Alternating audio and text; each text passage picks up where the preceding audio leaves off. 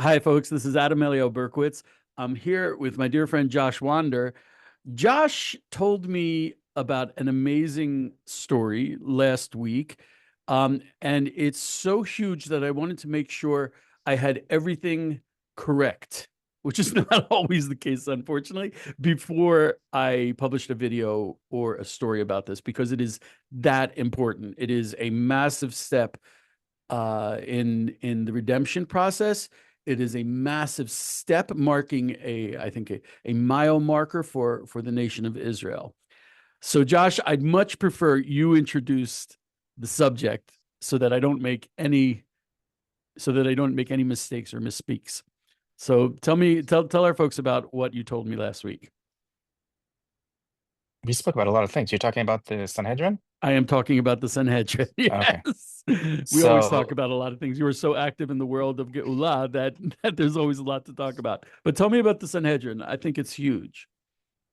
so I'm not sure if your viewers are familiar with the Sanhedrin, but just to back up a little bit on the subject, the Sanhedrin is the ultimate judicial authority of the Jewish people. It's a body that met regularly in the temple.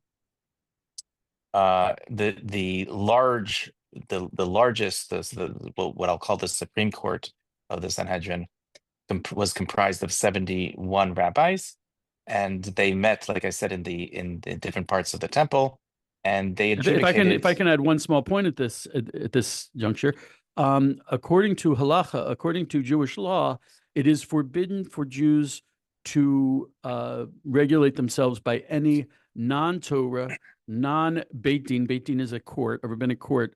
Um, it's forbidden for us to go to court. That is not a Beit Din or a Sanhedrin. Jews are required to use a Sanhedrin or a Beit Din and nothing else. At least as a first step. If in today's world, due to the fact that most Jewish courts do not have any teeth, they have no enforcement body. So often, if you're talking about in general Jewish courts around the world, then what almost always happens is before a case is accepted in a Jewish court, both sides are required to sign an arbitration agreement.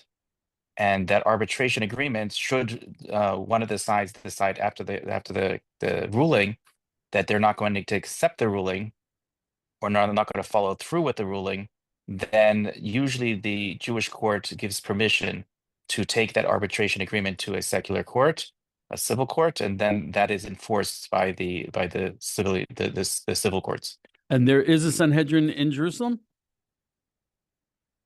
So I was speaking to a Jewish group from America this past week, and they were surprised of my statement that I mentioned the Sanhedrin, and they asked that same question, and their follow-up question was, is there any, sorry, does any, or I should rephrase this, do all of the Jews accept the authority of this Sanhedrin, of this Supreme Court? And my response to them was, I don't believe that all the Jews agree on anything in the world. So definitely on this subject, we're not going to have a consensus. But that having been said, the process of reestablishing a Sanhedrin has been attempted. Again, we're going to have some background on this, because why Actually, was the to be Sanhedrin honest, I'd rather lost? jump directly into what was last week, and Okay, I'll backfill okay. the in the article. But you asked about the Sanhedrin, so it was Okay, lost at some point, so and it was reestablished, and it was attempted to be reestablished 6 times, and this is the last time that it's been and attempted at and reestablishment. who are the major rebbeim on this Sanhedrin? So currently, the head of the court is his name is Rev Eliyahu Abargil, and he was the chief rabbi of all the courts here in Jerusalem. He was the chief rabbi in the courts in the south here in Israel. He's already elderly, but he is currently working in semi-retirement as the rabbi of one of the neighborhoods of Baka here in Jerusalem. So this is what we refer to in Torah as a heavy hitter. He was meant to be the Rishon LeZion, the chief rabbi of Israel, chief Sephardic rabbi of Israel. He was asked by the former chief Sephardic rabbi of Israel, Rabbi Vad Yosef, to step down from the running because he wanted his son to take over, and he did. He listened to Rabbi Vad Yosef. He stepped down from the running, and his son took over. So yeah, he was definitely slated to be the next Mm. Sephardic chief rabbi of Israel.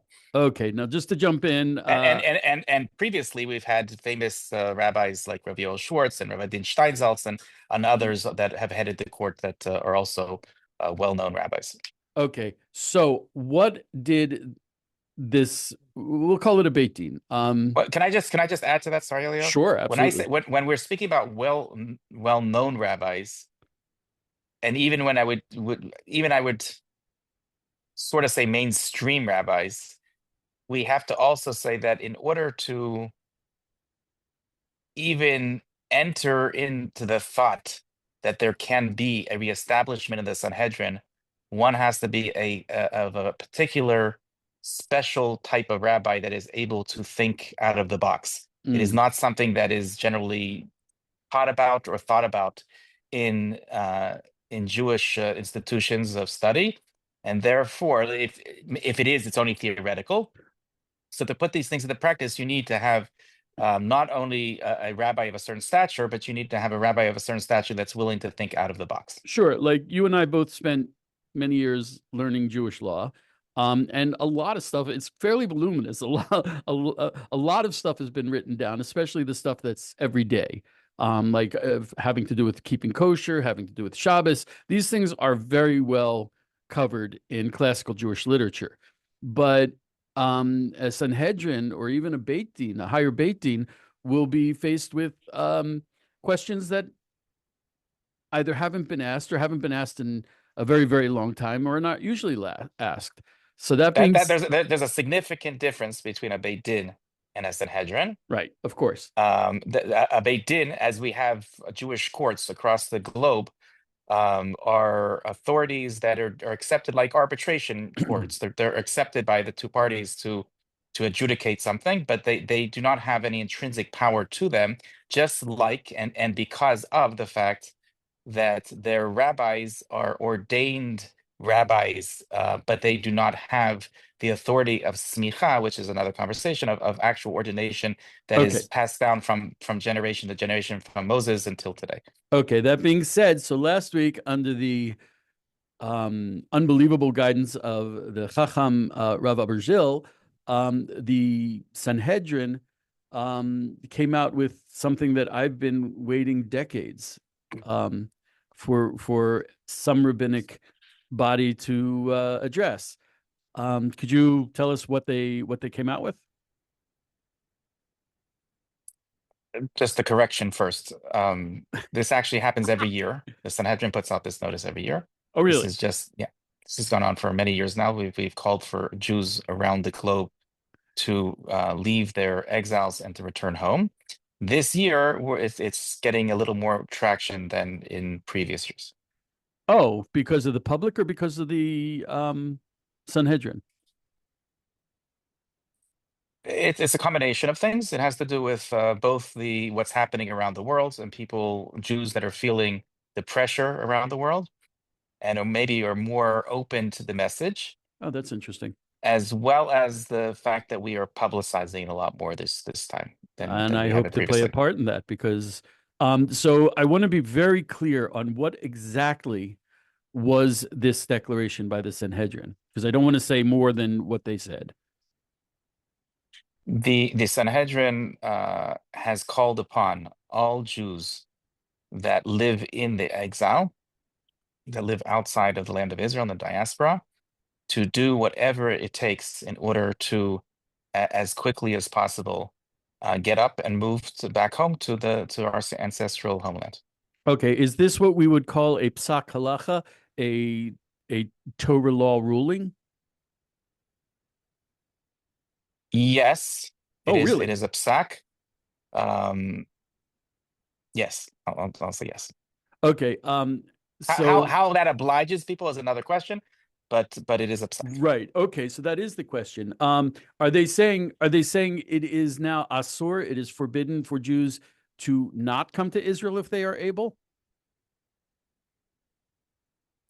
My rabbi, may he live and be well, Rav Herschel Schechter, who is the head of the OU, the head of the Yeshiva University's Kollel, as well as many other prominent organizations, was one of the first people that started to wear the blue dye in his tzitzit of tchelet. And many people over the years have approached him and said, "Where did you get this from? This idea of wearing tchelet in your tzitzis?" And he says, "Well, it's in the Torah. It's written pretty clearly, black on white. And we read it twice a day during our Shema prayer that one is obligated to wear this blue dye, this tchelet, in their tzitzit. The fact that it was the tradition was lost and was refounded, that's another question. But where you got it from is obviously its sources from the Torah. You don't need to have a Sanhedrin to declare that it is a mitzvah to live in Eretz Israel. That is clearly stated in the Torah. There is a consensus across the board of rabbis who understand that it is a mitzvah to live in Israel, whether it is obligatory or not. Whether one has to get up immediately and move here is a separate question. But even what they call the anti-Zionist rabbis, like the Satmar Rav, he clearly held that it is a mitzvah. It is a commandment. One is fulfilling a Jewish commandment by living in the land of Israel. In fact, there is a thriving Satmar community here in Israel, in Jerusalem. For individuals, he had no issue. He himself lived here. He has no issues in individuals living here. They have an issue with the Jews in mass coming back to Israel. Again, that's another conversation, but it is very clear that there is a consensus almost across the board that one fulfills a Torah obligation by coming here and living here, and that the psak of the Sanhedrin just restates what is the obvious. Okay. I really have to add something here. Josh says they're just restating the obvious. He says they'll cross the board. I have engaged in countless arguments with self-described Orthodox Torah observant Jews who tell me that no, it is not a mitzvah to live in Eretz Israel. I know you're like, what are you talking about? I have the same conversation. They're right, mistaken. right. You actually went to America to engage and confront Orthodox Jews on this matter. I'm about to do that in a couple of days. God bless you, man. I hope to be attending the conference of the Aguda convention in next week to speak to the rabbis there, and yeah, it's an ongoing conversation. God should give you a huge blessing, Josh. I don't Amen. have the strength, the patience, or the inclination to do that. It's just kind of like, I'm sitting here, sitting in a lifeboat that God sent me, and there are people like, in the water saying, I don't have to get in. I'm like, dude, for 2,000 years we've been praying about this 3 times a day. Every year, Pesach, we say Shana Haba B'Yerushalayim. All you have to do is get on an airplane. It's like it's never been this easy. I remember Rabbi when. Kahana used to say that twice a year, on Yom Kippur, after the Yom Kippur service, and after the Pesach Seder, Jews around the globe raise their hands to the heavens and look up, and they lie to God. Oh, They say, "L'shana haba b'Yerushalayim," next year we'll be in Jerusalem, and they know very well that they have no intention and no interest in being next year in Jerusalem. It's unfortunate. Like I said, it's an unfortunate. it hurts me so deeply, and especially when you see a guy who, he would never even dream of eating food that isn't 1,000% kosher. He would never dream of breaking Shabbos. But when it comes to the mitzvah of living in Eretz Israel, all of a sudden he'll start saying, "Oh no, you don't understand. It's not really a mitzvah." And I'm just like, come And on. my concern, Eliyahu, is that with the Trump victory, that many Jews that are in North America, the majority of Jews perhaps in the world that are in North America, are feeling a lot more comfortable with their presence there. I always said that Kamala Harris was the Aliyah candidate. If Yeah, anyone can get the Jews to yeah. move, it would be her. But God had other plans. and we'll have to see how that plays out. But the worst exile is the one you don't realize you're in. And I Right. think that many Jews are feeling very comfortable now under a Trump administration. But I have a feeling that, there's a famous work called the Meshech Chochmah, a book that was written in the early 20s. It was 1923, I believe it was 10 years before Hitler took power. And he writes there that because the Jews are making their Berlin into their Jerusalem, or they're making Jerusalem out of their Berlin, however he writes it, therefore God will have to bring a huge storm which will wipe out Europe. This is 10 years before Hitler took power. He realized that God does not allow, in the way that he created the world in a natural way, Jews to feel too comfortable in exile. And we've seen in history over and over again that when the Jews get too comfortable in exile, God needs to Right. shake things up in order to make them a little less comfortable. Right. And we both grew up in America, and I never would have imagined seeing protests in the streets like we've been seeing for the last year, especially after a slaughter of Jews. All of a sudden you have, oh, gas the Jews. Oh, America, Canada, Europe, it's happening across the globe. And I'm there's stunned. nothing in sight that seems this is going to it's going to disappear, it's going to wither away. It seems like it's only going to strengthen. And as good as Trump is for the Jewish people, I don't know that he can stop this snowballing of anti-Semitism, which has been let out of the closet. So I want to be very focused. There are absolutely a minimum of two clear takeaways from what the Sanhedrin stated last week under the guidance of Rabbi Virgil. It also mentioned this, by the way. It mentioned that due to the increased anti-Semitism around the globe, we feel that now more than ever, not only is it a Mm, Torah obligation, but it is in their best interest in that there's a mortal danger for Jews around the world to stay in exile. that's huge. That's huge that they said that.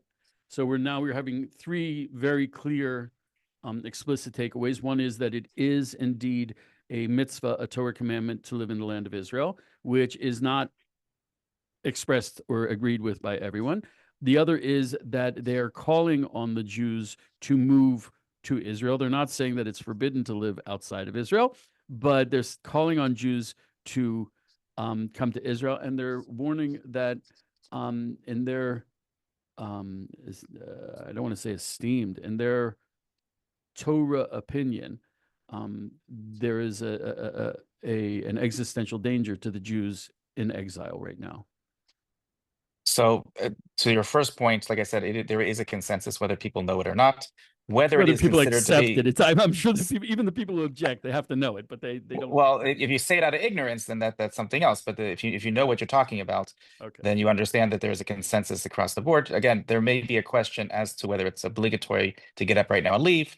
There might be a question of whether it's considered to be part of the 613 commandments that all Jews have.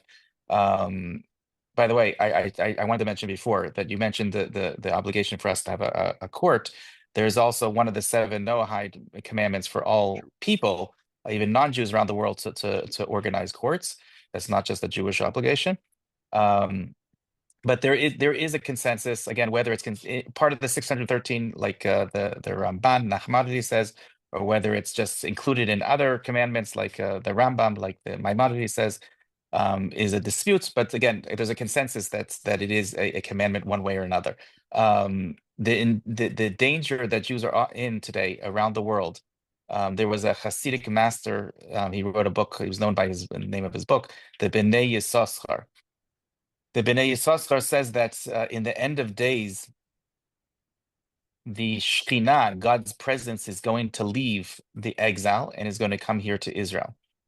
And along with that presence that leaves, there also was a shmirah. There was Right, a sure. guarding. There was a protection that came with that God's presence being amongst the Jews. And when the God's presence leaves the exile, also that protection is going to leave, and it's going to be a very, very dangerous time for the Jewish people around the globe. I've heard exactly the same thing from different sources. There's an expression in halacha, shlucho kiyado. An emissary is like the hand of the person who sent him out. There were purposes for the exile, that Hashem sent the Jews into exile. But when he calls for them to come back, they are no longer an emissary, and they no longer have the protection of being an emissary. So it's like the king sends out a messenger. He says, go tell this king that message. And he goes and does it. And then he starts, traveling all around. So he's no longer an emissary, and he's no longer acting as an emissary, and he no longer has the king's protection. I've heard it put in that term as well, which is terrifying. Yeah, I've heard it actually other sources as well. And again, the fact that Jews don't always feel this, because there are many Jews that live in what I call bubbles, which are the ghettos that they live in America, and they're oblivious to what's going on around them, doesn't mean that that doesn't exist. That the reality is that there is an increase in anti-Semitism, there is an increase in the danger, and whether they realize it or not, just like the commandment, that it's a commandment, whether they realize it or not. So it could be that they're just mistaken, they're just misinformed. Wow. That's one of our goals, is to try to inform them. Okay, it's in a certain way.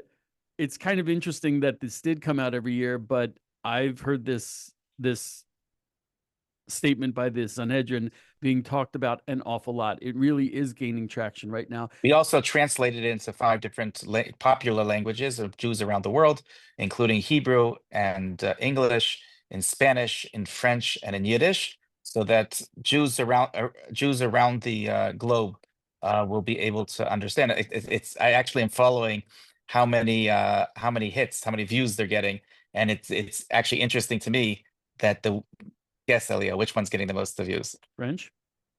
No, it's actually Spanish. Spanish is Really? getting an enormous amount of views. I don't know. I mean, it's not scientific. It could be that's just, that's just getting more organic exposure. But for some reason, Spanish is way above everything else. Next is English, and then it goes up from there. But wow, I'm wondering. I mean,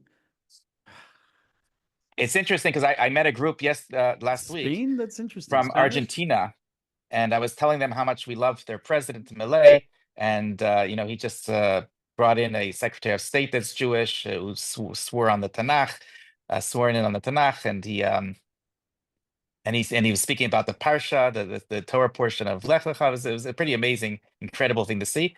But at the same time, they said to me, we feel even more in danger now.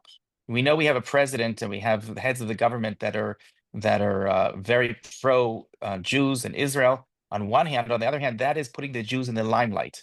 They're in the spotlight now, and that's never a good thing for Jews in the exile. You know something?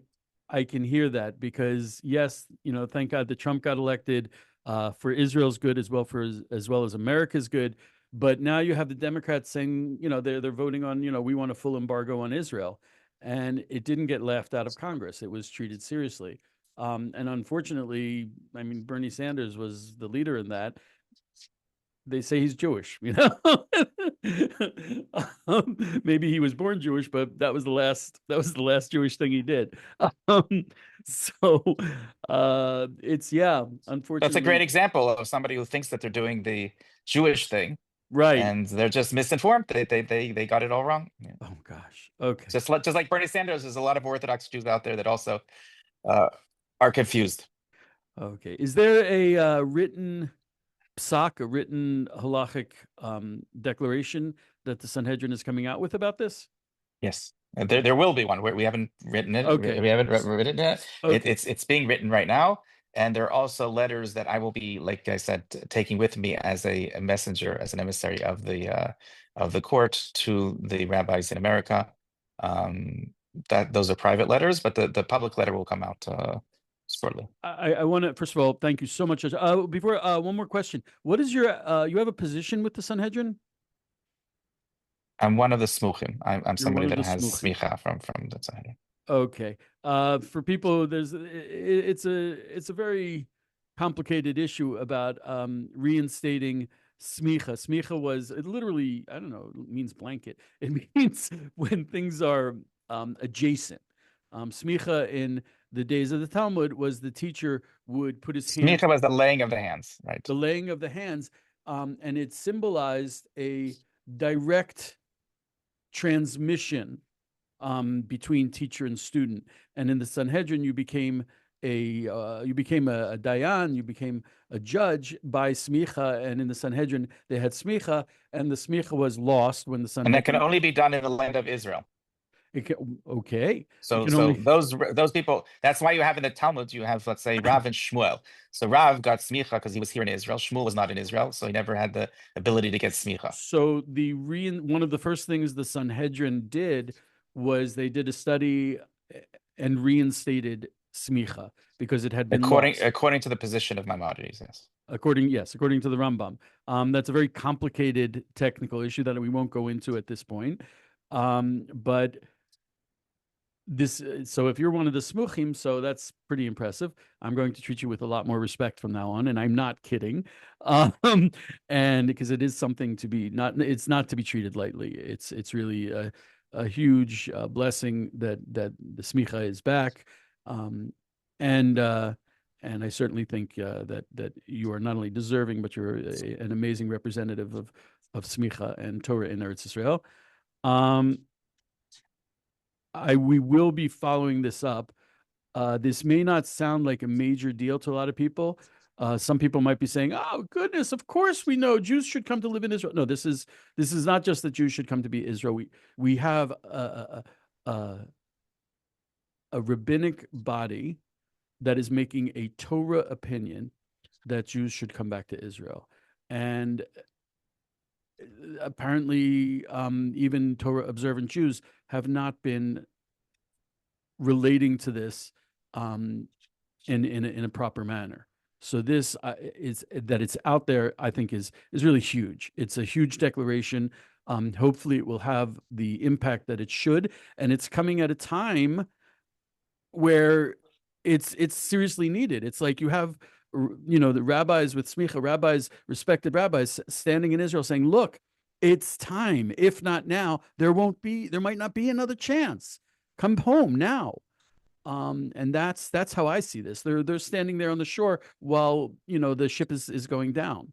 Perhaps I was just thinking as you're speaking that this is also a tikkun. This is a rectification of perhaps before the Holocaust, the general rabbinic leadership did not make a public call to leave, and we see what the results of that was. Absolutely. And perhaps we are fixing that wrong, that historic wrong. God willing.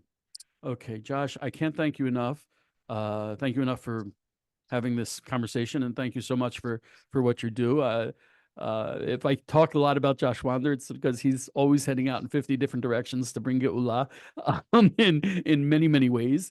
This is just another way that you're bringing Geula, and I really appreciate that. For those who don't know, Josh lives on Mount Zion. I'm sorry, Mount of Olives. And I've been in his house a few times, so I should know better. He lives on the Mount of Olives. He has a balcony in his house that overlooks the Temple Mount. Really a huge blessing.